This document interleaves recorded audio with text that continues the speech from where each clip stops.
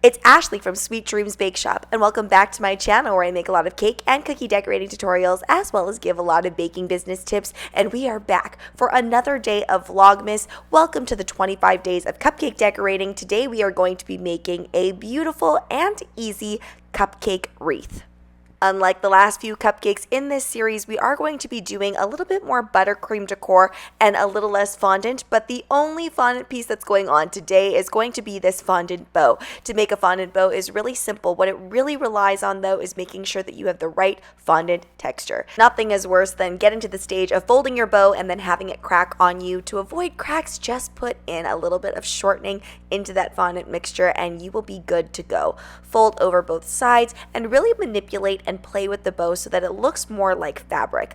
I like doing this by pinching certain areas, and I even pinch this part that goes around so it kind of looks like it's gathered in the center like a real fabric bow. I didn't need to adhere this with anything because my fondant is very much the right texture for this, but if you're finding that things are falling apart, just put a little bit of water on there and everything will adhere together nicely. Now, this should be no surprise to you if you've been watching all of my Vlogmas videos, but I am using Italian meringue buttercream. Now, for all of the other videos I previously have shown you, it really doesn't matter what buttercream that you use because you're placing a fondant figure on top. In this instance, it really is important that you're using Italian meringue buttercream. This is going to provide you with the stiffest consistency, and we need that for when we're creating the leaves for the wreath. I did mess up on this cupcake, so you saw how it had kind of like those green splotches on it. I had scraped off because I really thought that it was going to look okay with just being bare on there, but I decided to add on the sprinkles and then add on the leaves. I recommend using a larger leaf tip for this. You're just going to get better coverage,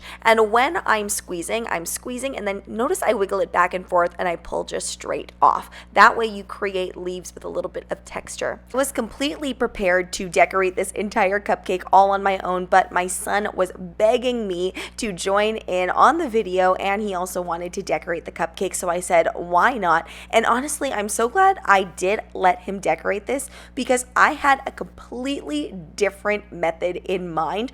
I was actually going to group them together, but I feel like I've done a tutorial like that in past, and I didn't want this wreath to look exactly the same, and I didn't want to think too hard about it. So it's awesome that my son was able to come up with a completely different design without me having to say much. He just went right at it, and this is a great thing that you can do with your kids. Really, really super simple, and the more variety of sprinkles that you have, the cooler your wreath is going to look, and you can make different styles of wreaths as well. Thanks so much for watching, guys. Don't forget to like, share, and subscribe so you can be part of this Sweetie fam. Right now, I'm uploading every single day for Vlogmas. There are more cupcake decorating tutorials to come, and if you're sad that this video is over for today and you want more, head on over to the Bake Down podcast where Alia and I are reacting to a bunch of baking fails, and we're also doing that daily for the month of December. Bye!